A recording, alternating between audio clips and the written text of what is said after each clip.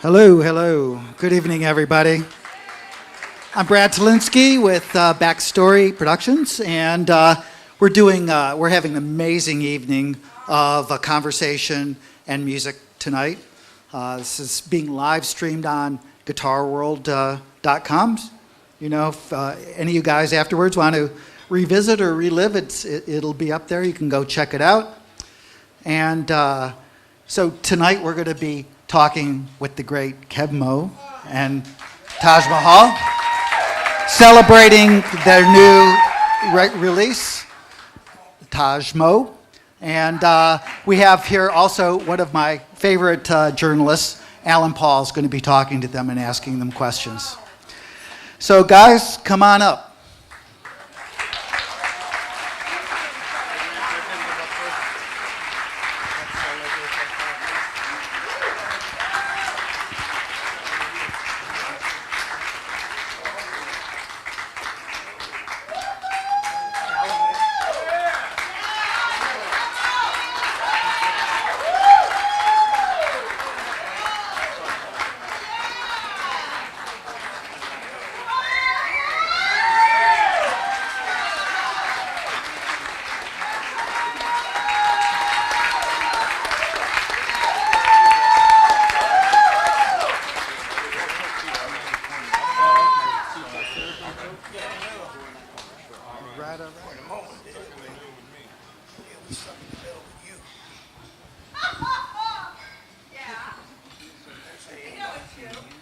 Well, thank you all for joining us, and thank you to anyone watching the stream. And before we start, I want to do something a little different, and I want to thank you. Thank you.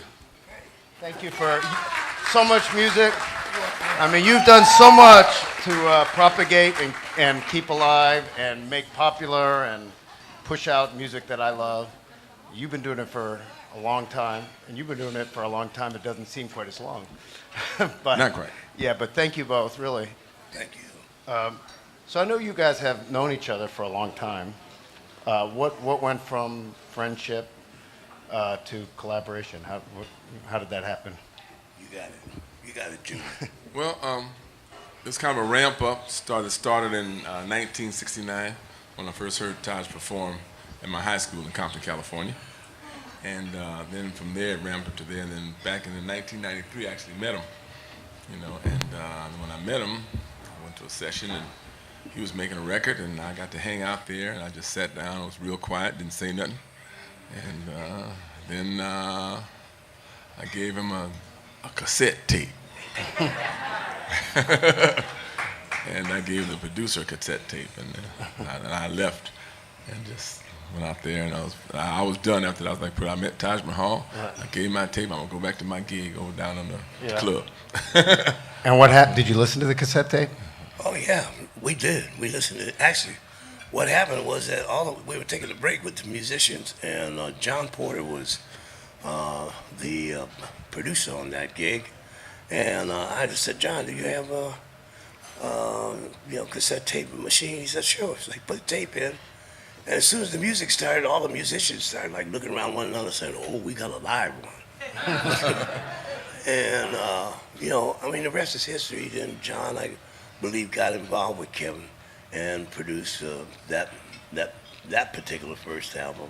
And, here we are now. Then I began to run into him on gigs. I opened for him, Yeah. and I began to run to places, and then ramped up. Then one day in 2014, I think it was, at the Greg Allman, may he rest in peace, a tribute in Atlanta, Georgia. Yes. Taj inquired about maybe we should do something together. And I thought about it for a nanosecond, and I said, yes.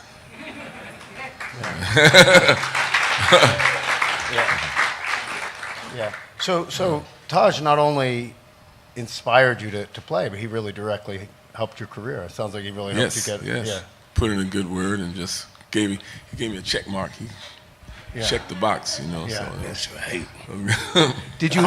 Did you hear when you heard that? Did you hear a kindred spirit? Did you hear that he was doing? Oh, I heard a musician for our times, that was connected to the older, had the sensibility and sensitivity to be connected to the older styles. not that was only living there, but just had that kind of reverence. And that's always what's missing out of the popular music is that, these guys look up on stage and they go like, wow, there's this guy up there, he's playing guitar, and all the chicks all of them, I want to be that guy. That's not giving anything to the music or the tradition or the culture. This music comes from a much deeper place than that, And there are not an awful lot of people who know how to be that. And he was that whether he knew it or not, and I know that. Thank you. Cab, I saw a quote from you somewhere where you were talking about this record, and you said, "This is a big deal for me." Can you explain a little bit why it was such a big deal for you to be able to work with Taj in this way? It's a big position of responsibility to work with Taj and to come up. I didn't know, first of all, I didn't know what was going to happen when I started working with him. I didn't know if he was going to come in and start busting my chops first thing. I was ready for whatever was going to happen, but I was committed to the idea. But he came in and trusted my sensibilities. I trusted his. And from there on, it was just about a matter of trust. And if both of us didn't like it, it didn't go on the record, And it was just, and we worked and worked and worked and worked till it sounded right. And there it is. Yeah. So you've known each other for a long time. Could you each talk about something you learned about one another in the process of making this record and doing these shows together? Oh, yeah. Well, one thing is that as much as I saw him play all the different times, I never heard him open up on guitar the way he does every night now. But I was unaware of his ability to really play a whole lot of guitar. I mean, we're talking about he ain't Roebuck, I mean, it was amazing. So I was really thrilled in terms of that, and that's always what you really want to know is that there are things that surprise you. It's just like it's like any kind of relationship. You like to be surprised, Well, what I first found out about Taj was, I would watch a lot of TV, and I was watching a public TV thing one time about blues and stuff like that. And Taj was one of the speakers. He was one of the narrators of interviews, and he's talked about the ancestral. When you make that sound, the ancestral link to the blues, that all your ancestors and the old blues people and everybody, this thing gathers around you. Is when you make the sound, and then when you make the sound, you're not alone. You're like, right. So I was reading a whole lot of metaphysical books. That's all I did back then. I just read metaphysical books. Deepak and just all this, anything. Gary Zukav and all this stuff like that, So that rung with me really that there's more working when you make this noise. There's more working than just a sound coming out of your mouth. There's all the factions and people and ancestrals and things that are helping you to do that, because when you're on stage doing anything, when you just get up and wake up in the morning, a lot of people are helping you to wake up in the morning. People are bringing you, chickens are laying eggs, and people are standing there, putting wires up to make sure the electricity's in the, people are making shoes, and they're they open the supermarket, and they fill the potholes on the road, they put gas, and it's all kind of stuff going on you don't even know about, So I figured in the universe, of course, there's even way more things that we don't understand happening that make you who you are, and that's, I think, what Todd's reference to. It's not just about playing the guitar to get chicks, although you can get chicks with a guitar.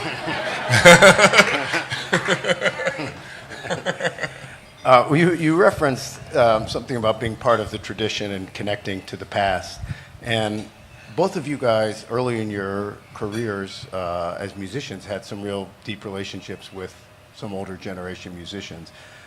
Taj, I think you did with quite a few people, but I was thinking specifically about Mississippi John Hurt, who's such a beautiful musician and so gentle in his music, very different than what people who aren't familiar with that type of music don't think of Mississippi blues. That's not what they think of. Mm-hmm. Could you talk a little bit about Mississippi John and what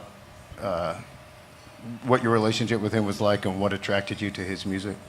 Well, I was always attracted to what I used to call, I started hearing this sound back in the 40s. I'm 75 years old, so I've been listening to music. I've been listening, thank you. I never known a day in my life that I haven't heard music from within or without. More sometimes on the cultural side when I wasn't living at home, when I was living at home, and then you know, more from the things around me. But the 60s were like some pretty violent, crazy times, and there just really wasn't a whole lot of people that you could really align yourself with or get involved with that really had some way of exempling or referencing a peaceful way to focus your life in music. But John Hurt was like that.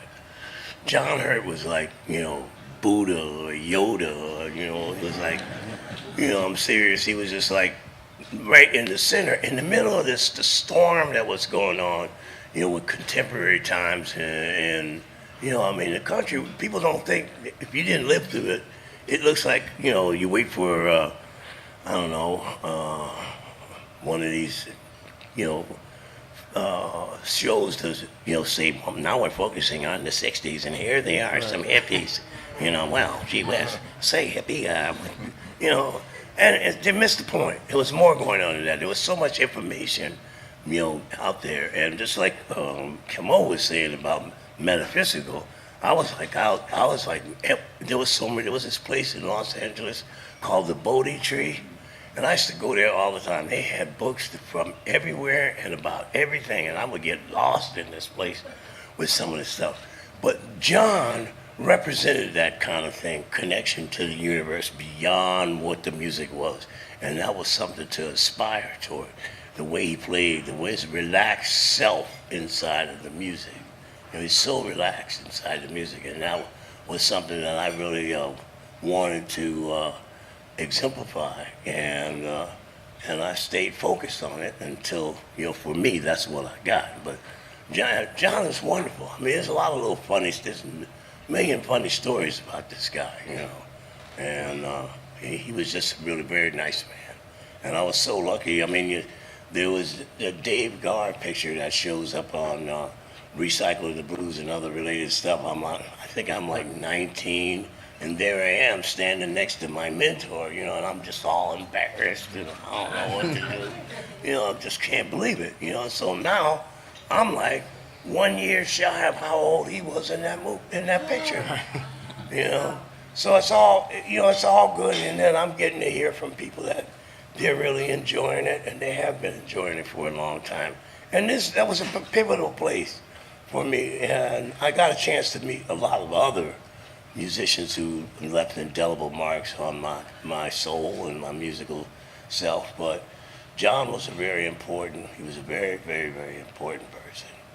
You see, most of the time, some people want to see these people, you know, come up out of the South playing whatever kind of music, made records in the 20s and 30s and even 40s and 50s, and they want to know about the music. I want to know about your life.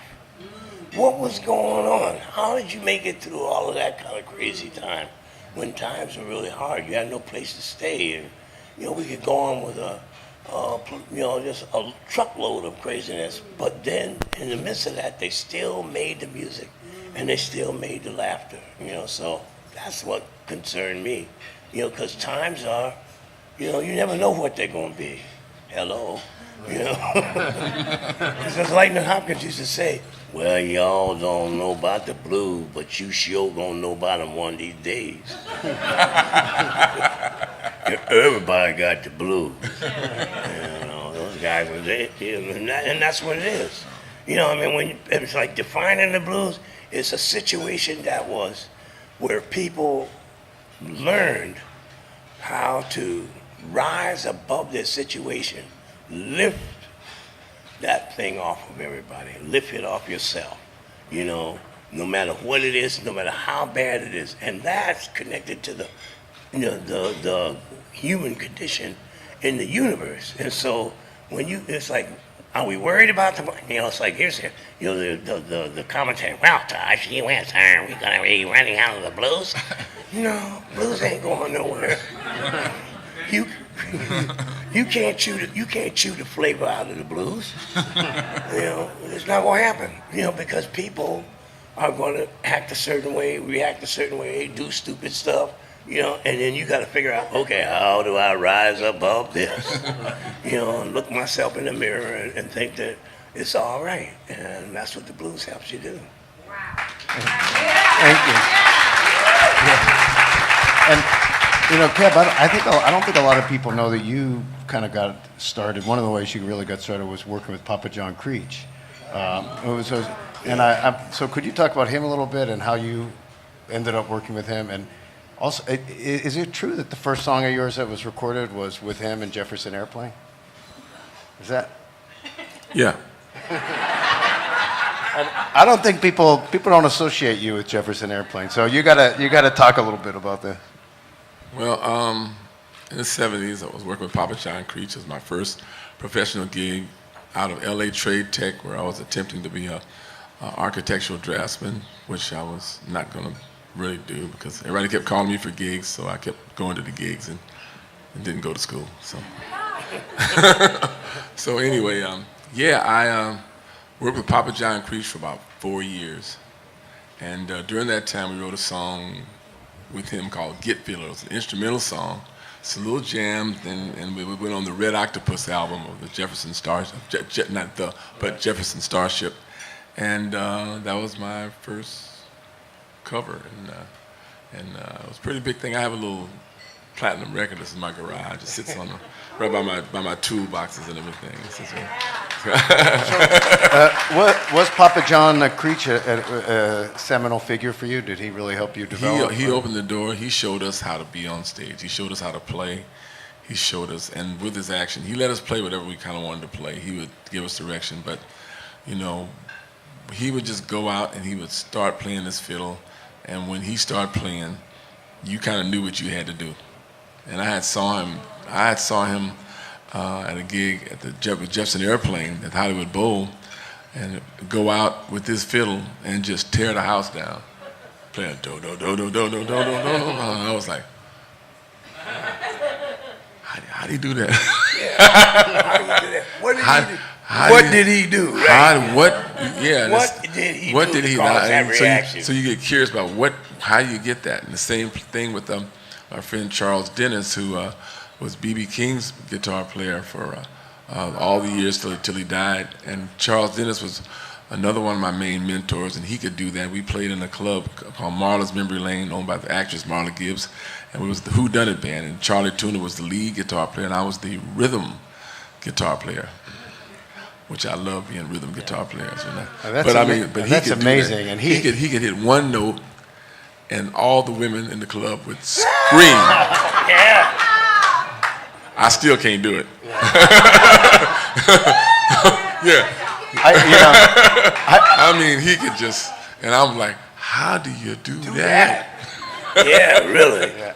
Well, I've been fascinated by him for years. I would bore everybody else because I could talk to you about him for an hour, because I watched him for decades playing with BB, and I just thought, what a gig this guy's got. He's standing there behind BB with that big jazz box for decades, playing, supporting him. He's perfect accompaniment. He never misses a thing. No. Charlie. We're going to have to talk about that Charlie later. And Taj Mahal, you know, people like that. These guys, you have to work under people who know what they're doing. You know. Well, Taj, before you even really began your solo career, you had this band Rising Suns, and I think maybe you were a little bit like a year or two ahead of your time, and because they were backwards. Yeah, because you know what a great band that and you know, playing blues but not playing it straight exactly, and doing your own thing and bringing your own voices to it. Right. So let's talk about that just a little bit. I mean, okay. So Ry Cooder was in there with you. Yeah, right? Ry was. So how did you hook up with? I mean, because Ry, talk about someone tapped into the universe. Well, yeah, really. Well, what happened was that I was living on the East Coast, and I was pretty much going up into the Boston, Cambridge music scene, and so I got in there deep enough that if you go back, you could look at some of the Club 47 calendars, and you see that Hoot Night or Hoot Nanny, and it'll say Taj Mahal underneath, which I meant that I was the guy that was going to say, all right, what are you going to play? All right, you got 2 songs, and if they like you can add another one. You know, so anyway, well, it was going pretty good one night, and then I noticed this kid with a big, well, I was going to say something else, but a great big 12-string guitar, and so he came over and said he wanted to play, and so okay, and so then he got up and played, and it was like, wait a second, excuse me. Son, when you get off the stage, I need to talk to you. Because, there was a lot of playing up there, and there was a lot of musicians around. I will not say who they are, but there was a lot of wankers, I mean, there just was, I mean, not they didn't think they were, but I mean, as far as like trying to really do something and go somewhere, they weren't willing to, gamble, musically. So anyway, this guy gets off the stage, and he wasn't a very good singer at all, but he was a good guitar player. And so I started talking to him, and it turns out he was Fred Gerlach's nephew. A lot of people don't know about Fred Gerlach. Fred Gerlach was a 12-string player, kind of like originally his family was from the Bosnia-Herzegovina area. And he came to New York and sought out Leadbelly. And he took lessons directly from Leadbelly. In fact, he dated Leadbelly's niece, and they were an item for a long time. So his nephew kind of learned from him. So then there was this other stuff here we go. Yeah, there was this other stuff that he played, and I was like, wait a minute, man, that's Blind Blake. How you know how to play Blind Blake? Oh, well, I took lessons from this guy in California named Ry Cooder. I was like, really? I said, and so the wheels started going in my head. I was like, okay, well, I'm getting pretty tired of being out here on the East Coast. Maybe we need to go out west. I wonder if we can get this guy to be in a band. I said, do you think this guy would like to be in a band? He says, well, all we got to do is go out there, and, I don't know if he will or not, but we'll see. And you got to realize that Ry is like 7 or 8 years my junior. So at that time, he was like a 17-year-old kid teaching people around him. He was full of music and he knew how to really play it. He was not a wanker. He was a player. He knew, and he did what a lot of people would hear a sound, and they would come up with like 65. If they thought they had more than 20% of that sound, they thought there was something. Cooder was not happy until he learned the sound and then created his own vibe in it, or version of it. So yeah, we came out to California. Wait, so you moved from Boston to LA because you met a guy who took a lesson from Ry Cooder, said, I don't know, maybe he'll play in a band with you. So that was enough reason to go to LA? Well,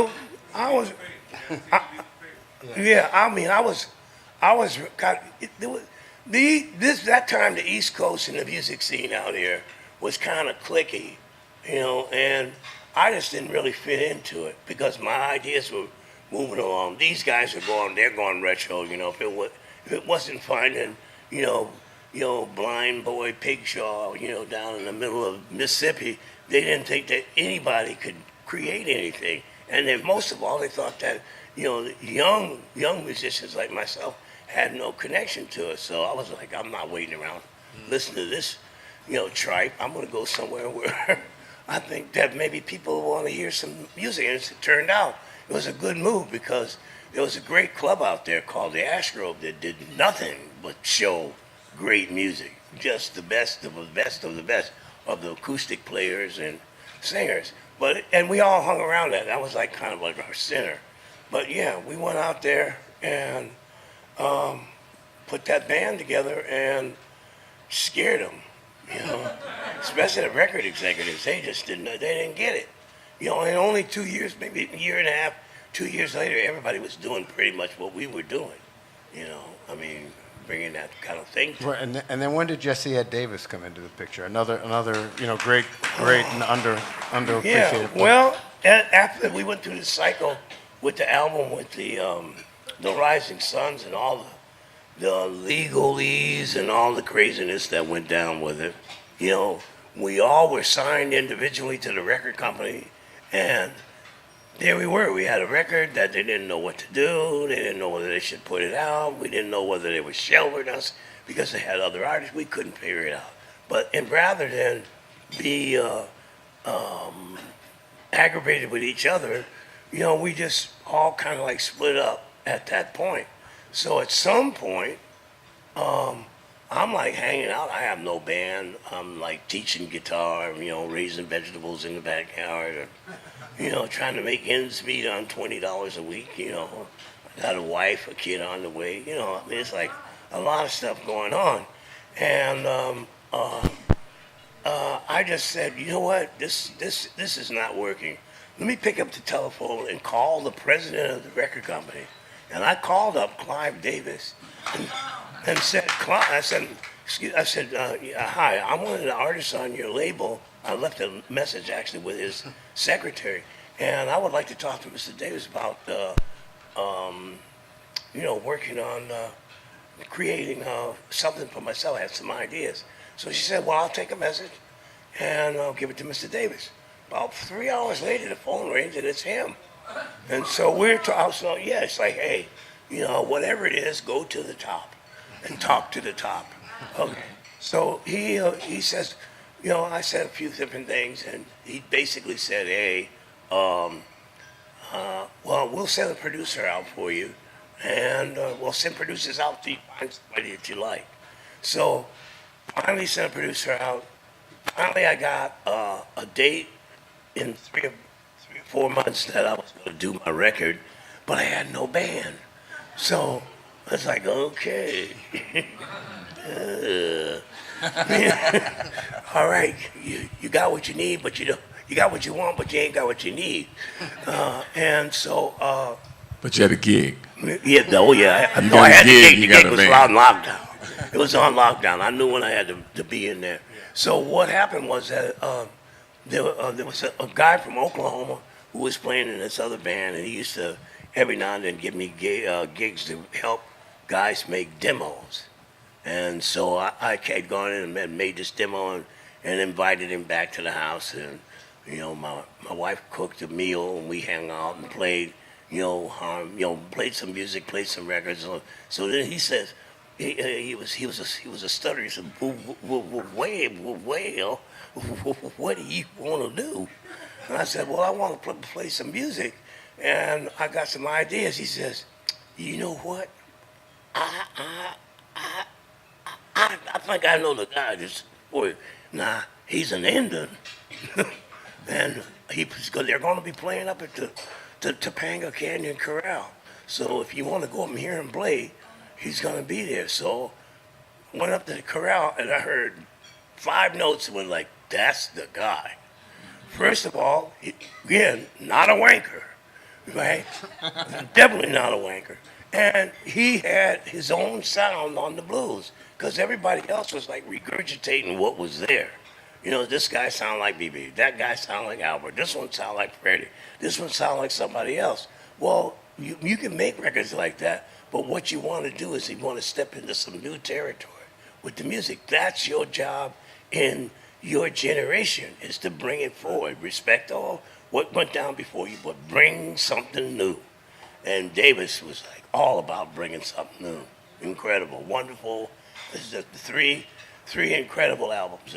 You know, that cycle. You know, Taj Mahal, the Natural Blues, and Giant Step in the Old Right, Folks' and then, Home. and I guess working with him, you guys did the arrangement of Statesboro Blues that inspired Dwayne Allman to play Right. slide guitar and. Oh yeah, and that definitely jump started Yeah. Southern rock. Yeah. So, but the arrangement of Statesboro Blues is so different than the original version. So, Right. did you guys, you know, who made that No, arrangement? that was all Jesse Davis, and for the life of me, I didn't realize so many people thought that it was Ry Cooder. And if you look on the album, everybody's always listed as to what they do. It says Ry Cooder rhythm guitar. It does not say Ry Cooder lead or slide guitar. But so many people just thought that, you know, he played slide, so therefore it was him. No, it was Jesse Davis. I mean, I heard that song back about the time that you saw me in that picture with Mississippi John Hurt. It was an album that came out called The Country Blues, and it was a Sam Charters compilation. And there was, a bunch of stealing. What else was on? Fishing Blues is on there. A whole bunch of different songs were on that album. And Statesboro just was killing me. I learned how to play it the whole way, and then we created one with the Rising Suns, and then Jesse Davis, went completely in the direction that he did, which was like fantastic. Well, thank you again for that as well. You brought that into the world. Kev, did you come into music as an actor? I was a little Actor? No. Yeah, but no. were you already playing music before you started doing the acting? I know you had worked with George Wolfe at some point. I've never really acted. I've been on a screen with actors, but I've never really acted. Okay, I thought you were in a production with George Wolfe at some point. I did a production called Spunk with George Wolfe in L.A. I was the understudy of a gentleman named Chick Streetman, who actually was the guy that introduced me to Taj Mahal. So he was the one who brought you to the session, and Chick Streetman got me the understudy role with George Wolfe because they had done Spunk here in New York, and they had an understudy that they weren't happy with, so everybody was spooked by the understudy. So they saw me. I auditioned for the role, and I was pretty tired. I mean, I wasn't really up to. I mean, I was working on it, but I ain't really got there. Not that I have now either, but. Chick said, I don't know, George, that guy's going to do it. He'll do it. Because I was going to do it I was on the move. I'm going to do this whether you hire me or not. I'm doing this, so it's already done. So Chick actually pushed me to get the role, and I got the role. And that's where I was able to develop and really work on my stuff because I got to play every night. I never had to go on. It was at the Mark Taper in L.A. I never had to go on. I just stayed and studied my parts every night. While and listening to other things. Once I went over my parts, then I started listening to other stuff like all the usual suspects, the Robert Johnsons and the Muddy Waters and the Big Bill Broonsies and the people like that and that stuff. And Chick is also the co-writer on the song "All Around the World" on our Taj Mahal record when I wrote that song together. Yeah. And, you guys have both also done some Caribbean music. I think you played. I played steel drums as a teenager. And you've done, lots of different world musics. And I'm wondering how each of you feel about something you hear about now that you didn't used to, which is the word appropriation. Is that appropriation? Yeah, that's a big word. I don't know if I might have been. Well, sometimes I don't know if I went to school that day. People complain about taking the cultural heritage from someone else. It's not yours. And it seems to me that you guys are a great example of people doing something like that wonderfully and spreading it. If you feel it, it's yours. Once it's out there, it doesn't belong to anybody. Yeah. It's just out there for anybody. That part is really good. But here's something I have always, from the beginning of time, told people that my family are migrants from South Carolina, and immigrants from the Caribbean. So I grew up in my house with an accent like this from the time I was a pygmy. You hear me now? Okay, so this was not something that later on I went like, hey, I'm gonna go for it. I mean, the reason that my voice is this way so that you can understand. Because if I go to a deep end that we're talk about, you can't hear it at all. You understand me? And that was designed so that you could speak in front of people who might, hurt your life. But no, it's important for people to realize is that you can't have this country couldn't have taken all of us off of that continent and spread us from Canada to Terra del Fuego, and we don't have no connection to the sounds that we make. I don't care if it's cumbia or it's samba or plena, bomba, reggae, or whatever. I can feel it, and I feel it deep, and I've been feeling it all along. But the music, that's which can elude you is the blues. The blues is like, yeah, you gonna have to work for that one. You can feel it, but it's like you doggone sure ain't gonna be just able to play it just 'cause you can feel it or just 'cause you can think it. Right, and a lot of people, especially musicians, guitar players, think because it's a relatively easy form that they can pick it up and play it. And of course, anyone who's ever heard real blues can tell the difference immediately if you're a wanker or not. I'm going to start using that word a little more. Yeah. Oh, Thank yeah. you. Yeah. Well, the whole point of it is that all the things used to describe it are not all the things that are used to have them, to play them, to be able to take it off of everybody. You know, it's a whole other thing. And even in terms of form, so many Yeah. of the artists that you guys love that we were talking about, they didn't really play standard 12 bar, 16 bar, 8 bar No. blues very often. And I love watching the videos of Lightning Hopkins giving his bass player the hairy eyeball, and Oh yeah. Yeah. You have to listen, and you get to know this person's idiosyncrasies, and then you change when they do. That's all it is. No, it's not like if you go you ain't changed yet.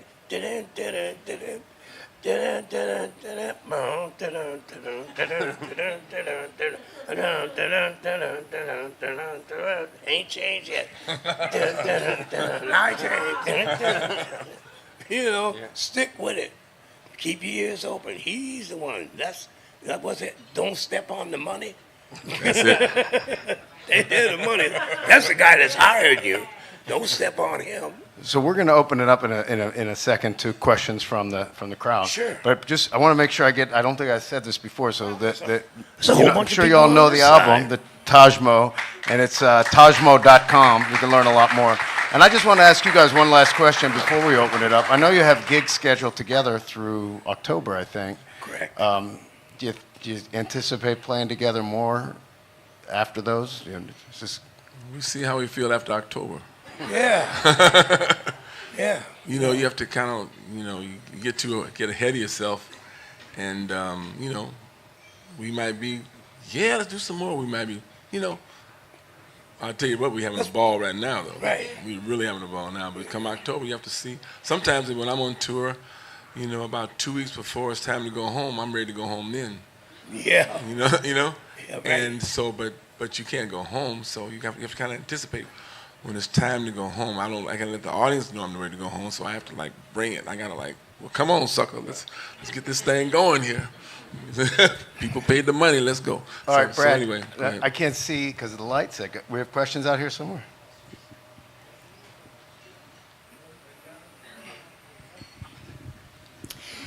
You're two great artists, but you're also two very successful artists.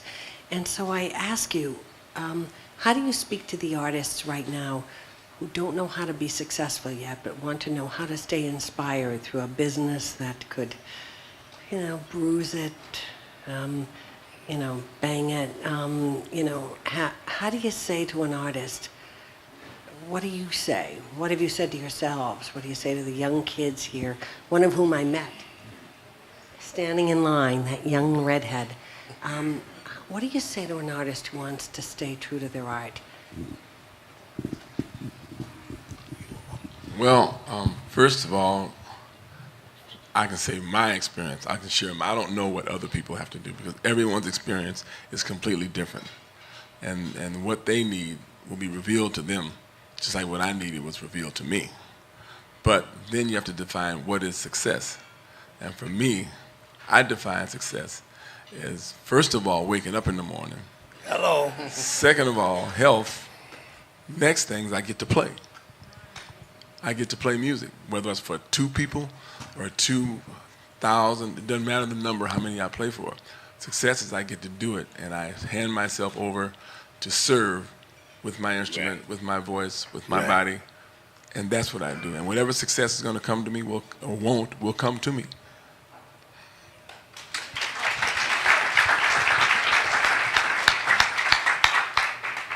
That's pretty much the way I feel about it too. You can't really, looking from in, success. Well, what does that really mean? At 75, I'm still working.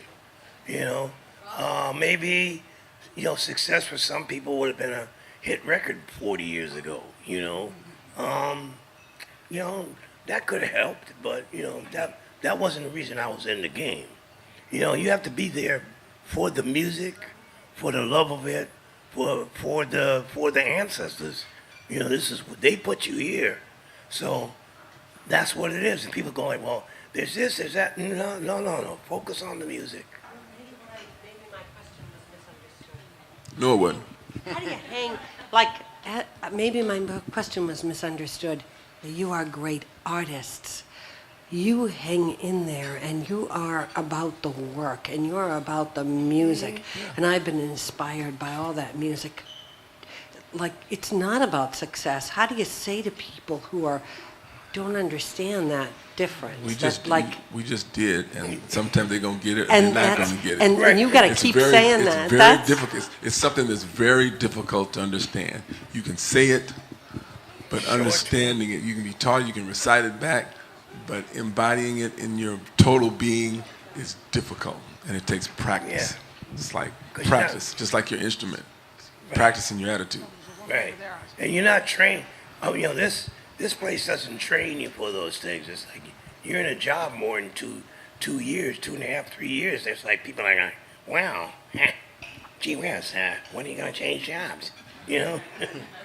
What about that new IBM job? Well, not IBM, whatever it is they're calling it. What about that job with Google?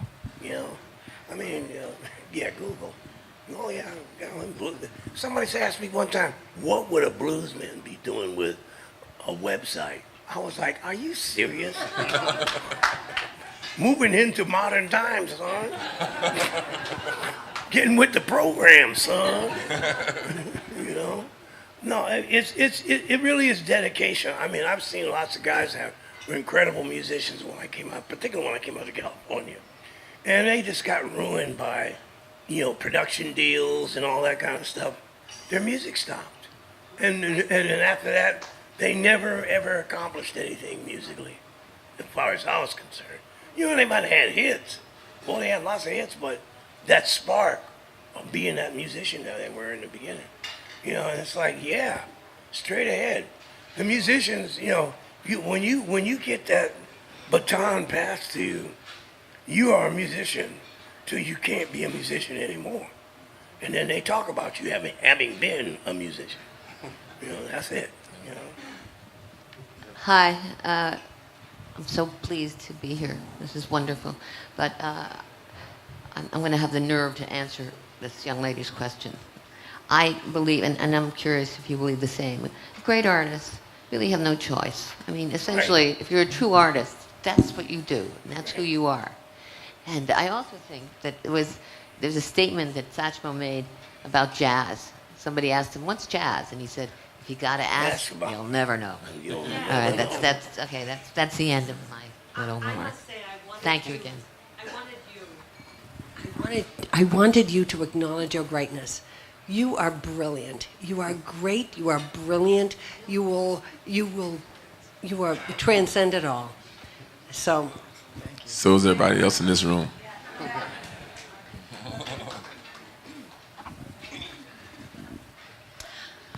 Hi, Taj. It's Tracy Jordan. Oh. And Iris Keitel.